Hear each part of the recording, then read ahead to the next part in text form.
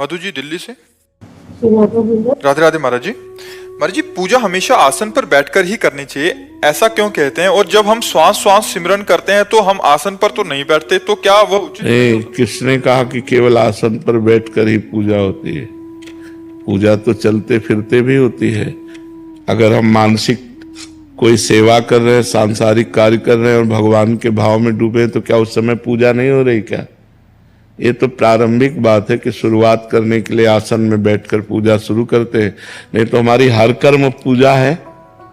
केवल अगरबत्ती धूप बत्ती आरती करना ही पूजा थोड़ी, फावड़ा चलाना भी पूजा है, नौकरी करना भी पूजा है, व्यापार करना भी पूजा है।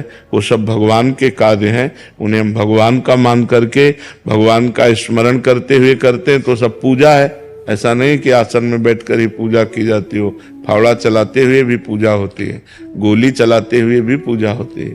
पूजा का मतलब है भगवत भाव से युक्त हो जाना। अब आसन में बैठे चिंतन संसार का हो रहा तो पूजा कहाँ हो रही? और संसार का कार्य कर रहे, चिंतन भगवान का कर रहे हैं तो पूजा हो रही है। खास बात चिंतन है।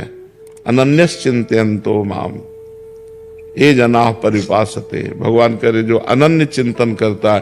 पूजा का मतलब हम लोगों ने मान रखा है, अगरबत्ती घुमा लिया, ये हमें ऑफिस जाना है जल्दी करो और अगरबत्ती ऐसे घुमा रहे हो, पूजा नहीं। जब समय मिले तो अगरबत्ती भी घुमा लो, नहीं तो राधा राधा आराम से ऑफिस जा रहे हो, नाम जप करते हुए जा रहे हो, ऑफिस में काम कर रहे हो, नाम जप कर रहे हो, ये सब पूजा ही हो रही है, सब भगवान के ही कार्य हैं। लाडली सहचरी अमेठी से। महाराज जी, मेरा प्रश्न यह है कि इस अधम से इतने पाप हुए हैं कि बार बार उसी का चिंतन होता है, बहुत भय लग रहा है। गुरुदेव भगवान, हम आपकी शरण में हैं, आप हमें दंड दें या प्रायश्चित करवाएं। भगवान की शरण में सब हो। भगवान अहम त्वाम सर्व पापेभ्यो मोक्षयिष्यामि मा शुचः। भगवान कह रहे मैं तुम्हें समस्त पापों से मुक्त कर दूंगा, तुम मेरी शरण में आ जाओ। तो हम लोग सब मिलकर भगवान की शरण में चले, भगवान के चरणों का आश्रय लें, भगवान का नाम कीर्तन करें। भगवान के सुमिरन से ही हमारे सारे पाप नष्ट हो जाएंगे और पाप करने की जो प्रवृत्ति है वो भी नष्ट हो जाएगी। एक पाप करना होता है और एक पाप करने की प्रवृत्ति होती है। तो पाप हुआ, प्रायश्चित हो गया, पर प्रवृत्ति नष्ट नहीं हुई तो फिर पाप करा देगी। तो नाम जब तो नष्ट करता है पाप को, पाप की प्रवृत्ति का भी नाश कर देता है। तो हमें खूब नाम जप करना चाहिए भगवान की शरण होकर, जिससे हमारे सारे पापों की प्रवृत्ति का ही नाश हो जाए। महाराज जी, पाप नष्ट हो गए, इसका क्या थर्मामीटर है? हृदय निर्मल हो जाएगा, हृदय शांत हो जाएगा, चिंता भय शोक नहीं लगेगा। उस पाप का भी फिर चिंतन नहीं होगा? नहीं, उस पाप का भी चिंतन नहीं। ये मतलब उसका ये आंकलन? हाँ, जब तक वो चिंतन होकर जलाता रहे तब तक अभी है, और जब चिंतन ही उसका खत्म हो गया, केवल भगवान का चिंतन हो रहा, तो वो पाप गया। फिर तो सहजानंद अपने आप पाप के नष्ट होते ही आनंद की अनुभूति होने लग जाएगी। बिल्कुल बिल्कुल। महाराज जी, चिंतन निरंतर बढ़े और मन के विकार दूर हो, उसके लिए क्या करना चाहिए? हठ पूर्वक भजन, जबरदस्ती भजन, अपनी जबान से जबरदस्ती नाम जप। कोशिश करने के बाद भी कई बार मन संसार में मन भागने से कुछ लेना देना नहीं, जबरदस्ती नाम जप जबान से। यह जिह्वाग्य वर्तते नाम तुभ्यम, जिसकी जिह्वा के अग्रभाग पर आपका नाम विराजमान है। और नाम जप का प्रयास करने के बाद भी कई विकार कम नहीं हो रहे, मन के विकार हो जाएंगे, धीरे धीरे हो जाएंगे। बड़ा वृक्ष जब जड़ से उखड़ता है तो महीनों हरा भरा दिखाई देता है, लेकिन जड़ उसकी उखड़ गई है। अब नाम जप हम कर रहे हैं तो संसार रूपी दोषों की जड़ उखड़ गई है, धीरे धीरे वो शांत हो जाएंगे। मन से करना चाहिए या जबान से, क्योंकि मन तो तब लगेगा जब पवित्र हो जाएगा। मन तो तब लगता है जब पवित्र हो जाता है। अभी अपवित्र मन है, वो भोगों में जाएगा, तो हम इसको पवित्र कैसे करें? ये राम नाम मणिदीप धरी, जीह देहरी द्वार, तुलसी भीतर बाहिरो, जो चाह सो त्यार। भगवान के नाम रूपी मणि को जीभ रूपी द्वार पे रख लो तो हृदय भी पवित्र हो जाएगा और बाहर भी पवित्र हो जाएगा। पर जी, एक बार पवित्र होने के बाद फिर अपवित्र होने की दशा रहती है? हाँ, जब तक भगवत साक्षात्कार नहीं हो जाता तब तक यही दशा चलती रहती है, पवित्र फिर अपवित्र, पवित्र फिर अपवित्र। और जब ज्ञान हो जाता है तब परम पवित्र हो जाता है, फिर अपवित्र नहीं। रुचि ना आए तब रुचि नहीं आती है, रुचि भजन में रुचि पाप के कारण नहीं आती। जब पाप नष्ट हो जाएगा तो भजन में रुचि हो जाएगी, भगवान में रुचि हो जाएगी। पाप नष्ट हो जाए बस। हाँ, जबरदस्ती, तभी इनसे कहा हठ पूर्वक भजन करना, जबरदस्ती भजन करना। मन लगे ना लगे हमें भजन करना है। भाव कुभाव अनख आलसहु, नाम जपत मंगल दिश दशहु। दशों दिशाओं में उसका मंगल ही होगा जो नाम जप करता है। महाराज जी एक और साधक की दृष्टिकोण से पूछ रहे हैं महाराज जी, जब मन पवित्र होने लग जाता है उसके बाद प्रभु का भी रोल रहता है महाराज जी। प्रभु भी, जैसे आप तुलसीदास जी के उसमें कहते हैं प्रभु प्रेरक बरजे, तो महाराज जी प्रभु शासन करते हैं क्या? हाँ, मन पवित्र तभी होता है जब प्रभु कृपा करके भजन में हमारे अंदर एक हठ पैदा करते हैं। राधा राधा राधा राधा राधा राधा, ये भगवान की कृपा से ही होगा। नहीं तो मन नहीं लग रहा तो फिर कैसे जप करें? भाई मन लग रहा, आनंद आ रहा तब तो जप होगा। जब आनंद ही नहीं आ रहा, मन ही नहीं लग रहा तो जप कैसे होगा? फिर भी जप करना, यही कृपा है। फिर वो कृपा से जप होता है, उसे करना ही करना है, दूसरा कोई उपाय नहीं। मन को निर्मल करने का, संसार से मुक्त होने का, दुखों से बचने का भजन के सिवा कोई उपाय नहीं। भजन ही एक उपाय है, करना ही पड़ेगा। जबरदस्ती कर लो, आज कर लो, चाहे अगले जन्म में कर लेना। वासनाओं को चिंतन नहीं करना चाहते पर फिर भी चिंतन होता है। उपासना से वासना भस्म हो जाती है। उपासना में, हाँ, इतना समय उपासना में दीजिए कि वासना को समय ही ना मिले। हर समय हमारा बिजी, तो अंदर से जो दुर्वासना मम सदा परिकर्षयन्ति, दुर्वासनाएं जो हमें खींचती हैं वो धीरे धीरे शिथिल हो जाएगी, पर अधिक भजन होने पर। जब चलता रहता कंटिन्यू फिर भी वो वासना का चिंतन होता है। आप वैसे हमने कई बार बताया है, अगर हमारा पाप 500 ग्राम है और भजन 50 ग्राम है तो हमें अनुभव में नहीं आएगा। जब भजन हमारा 550 ग्राम हो तब समझ में आएगा कि अब हमें आनंद की अनुभूति हो रही है, अब दिव्यता का अनुभव हो रहा है, अब वासनाएं नष्ट हो रही, सब अनुभव होने लगेगा। पर अभी तो पहाड़ का पहाड़ पाप जमा है और भजन बहुत थोड़ा है। इसलिए हमें भजन करते रहना चाहिए, चिंता नहीं करनी चाहिए। कुलजीत जी लखनऊ से। श्री हरिवंश महाराज जी, महाराज जी इस संसार में पत्नी माँ का रोल निभाते हुए उनसे आसक्ति हो जाए तो उससे कैसे बाहर निकले महाराज जी? उनमें भगवान का भाव करें, क्योंकि देखो जब भगवान नहीं रहते तो हम किसी को प्यार नहीं करते, चाहे पति हो चाहे पुत्र हो।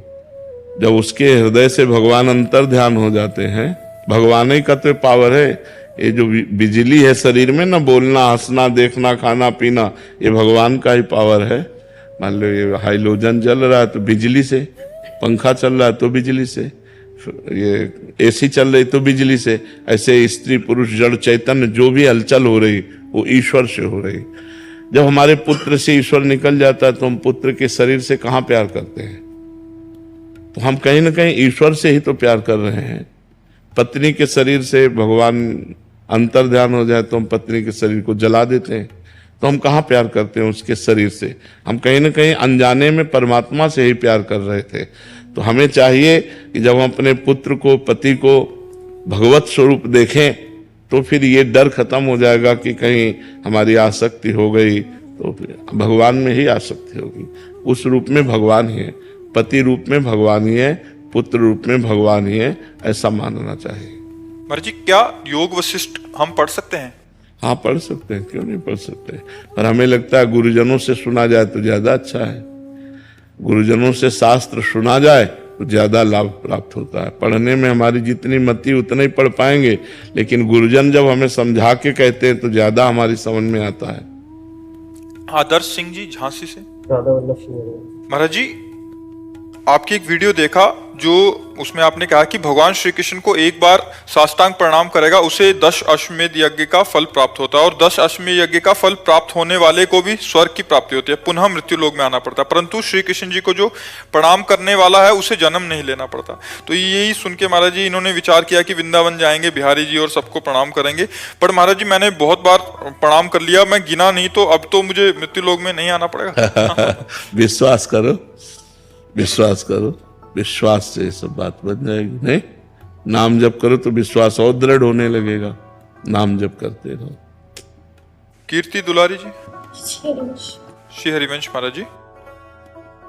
महाराज जी, मेरा कोई ऐसा प्रश्न नहीं है, अगर कभी आता है तो जवाब मिल जाता है, फिर भी मन में एक बात आई है, क्षमा करना महाराज जी। महाराज जी कह रहे कि प्रयास कर रहे हैं पर कोई भी त्रुटि होती है तो मतलब आप ठीक कर देते हैं, फिर त्रुटि हो जाती है, ऐसे करके। भगवान का चिंतन करो, लीला गायन करो, लीला श्रवण करो और शांत रहो। जो गलतियां हो उनको पुनरावृत्ति ना हो ऐसा दृढ़ भावना करो और चलते रहो। ये बहुत बड़ा मार्ग है, ये भगवत मार्ग कोई छोटा मोटा मार्ग नहीं, सबसे बड़ा मार्ग है। तो इस मार्ग में बहुत धैर्य पूर्वक चला जाता है। आनंद ना आए तो भी, गलतियां हो तो भी, जैसी भी परिस्थिति हम कदम आगे बढ़ाते रहे तो हम सफल हो जाएंगे। भगवान एक दिन हमको निर्मल कर देंगे, भगवान एक दिन हमें सुधार देंगे, पक्का विश्वास रखो। रूपा जी कर्नाटक से। राधे राधे महाराज जी। गुरुदेव आप कहते हैं कि जब किसी व्यक्ति को भगवत प्राप्ति हो जाए तो उसे दोबारा जन्म नहीं लेना पड़ता। मेरा प्रश्न है कि भगवत प्राप्त जो महापुरुष है उसकी आगे की स्थिति क्या होती है? भगवान की सेवा करता है या क्या होता है आगे? वो भाव होते हैं ना, उसके अनुसार उसकी स्थिति होती है। जैसे दास्य भाव, सख्य भाव, वात्सल्य भाव, गोपी भाव, सहचरी भाव, वो जिस भाव से भावित होकर सिद्ध हुआ है वो उसी भाव को प्राप्त होकर अपने प्रभु की सेवा में रहता है।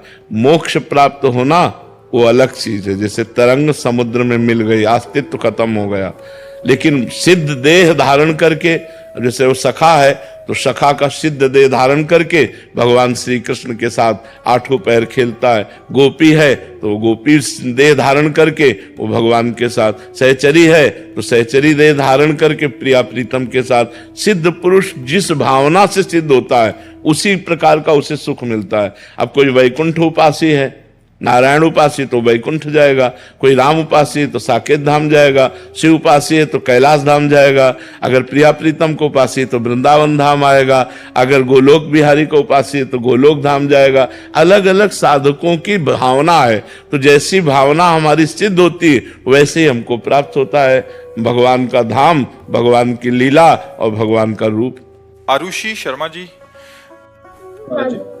महाराज श्री, संसार में ऐसा बोला जाता है कि संत या बाबा बनना तो बहुत आसान है, असली जीवन तो जिम्मेदारी और ग्रस्त जीवन हम कह रहे हैं संत और बाबा बनना बहुत कठिन है। बड़ी लंबी सांस लेके बोल रहे हैं। संत तो कोई भी बन सकता है। बन के दिखाओ, तुम्हें बहादुर समझे तो हम तुम्हें संत के नियम बताते हैं, उसके अनुसार चलो, तुम्हें बहादुर माने। कोई हमें प्यार करने वाला नहीं, जितने प्यार करने वाले थे सबसे काट, माता पिता भाई बंधु परिवार सब। कोई मनोरंजन नहीं, किसी भी तरह का कोई मनोरंजन नहीं। हर समय मन को मारना, थोड़ी भी चूक हो जाए तो संसार थूक दे।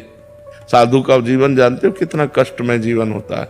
अब तुमने केवल बाहरी देख लिया, बोले बहुत मौज में है। 8-8 दिन भोजन नहीं मिला, 8-8 दिन भोजन नहीं मिला, बड़े कष्ट, लोग गालियां देते, बड़े कष्ट में जीवन व्यतीत होता है। ऐसे थोड़ा रह के देखो कि हम अगर गृहस्थ जीवन में रहते हैं तो जिम्मेदारियां भी होती है। तो तुम्हारे को तो 2-4 की जिम्मेदारी होगी, हमें तो हजारों की जिम्मेदारी है। बाबा जी का मतलब क्या समझते? तुम्हारे 2-4 घर परिवार के लोग होंगे, हमारे हजारों हैं।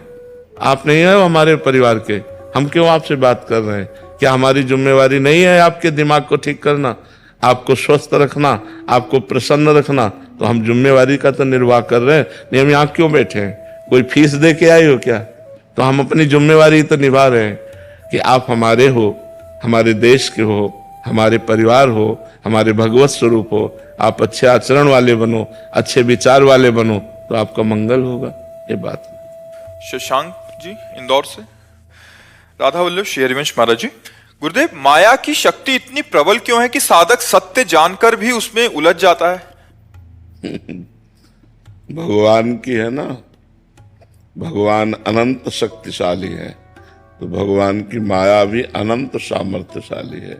ज्ञानिनाम चेतांश देवी भगवती ही सा बलादा कृष्ण मोहाय महामाया प्रेक्षति। जो ज्ञानिन कर चित अपहरई और बरियाई विमोह बस करे, जबरदस्ती मोह में डाल दे, उसी का नाम माया है। पर भगवान की माया से भी बढ़कर भगवान का नाम है। माया भगवान के अधीन है और भगवान नाम के अधीन है। जितना नाम जप करोगे उतना ही माया से मुक्त होते जाओगे। अगर नाम जप नहीं है तो माया पर विजय पाना कोई खेल नहीं है। माया समझे में नहीं आती है। कहाँ माया है, कहाँ है, हम हैं, तुम है, ये चराचर जगत है, सब भगवान का स्वरूप है। माया कहाँ है? माया माने भ्रम, माँ माने नहीं, या माने जो है नहीं, एक भ्रमात्मक, जो भ्रम में हमें फंसा दे, सत्य वस्तु को ढककर असत को प्रकाशित कर दे, उसी का नाम माया है। और ये अचिंत्य है, चिंतन में नहीं आती, इतनी प्रबल है कि पकड़ में ही नहीं आती। शिव विरंचिका मोहई को है बपुरा आन, अस जिए जान भजी मायापति भगवान। बड़े बड़े ईश्वर कोटि के महापुरुषों को मोहित कर ले, उसका नाम माया है। फिर हम लोग तो जीव हैं, बहुत साधारण है, हमसे गलती बन जाना, फिसल जाना स्वाभाविक है। ईश्वर कोटि के महापुरुषों से इस कोटि के महापुरुषों को भी गिरा दे, उसी का नाम माया है। और ये बहुत बलवती है, लेकिन माया से भी बलवान भगवान का नाम है। तभी संत महात्मा भक्तजन भगवान के नाम बल से इस माया पर विजय प्राप्त करते हैं। दैवी हेषा गुणमयी मम माया दुरत्तया, मामेव ये प्रपद्यन्ते माया में ताम तरन्तिते। भगवान कह रहे हैं ये माया कैसी? बोले दिव्य है, दैवी, ये दिव्य माया है, समझ में नहीं आती भगवान की। यहां से लेकर ब्रह्मलोक तक सब माया का ही विस्तार है। आप ब्रह्म स्तंभ पर्यंतम सर्वम मायामयम जगत। दैवी हेषा, ये गुणमयी, सत्वगुण रजोगुण तमोगुणमयी, मम माया दुरत्तया, इसे पार कर पाना बहुत कठिन है। तो महाराज उपाय क्या है?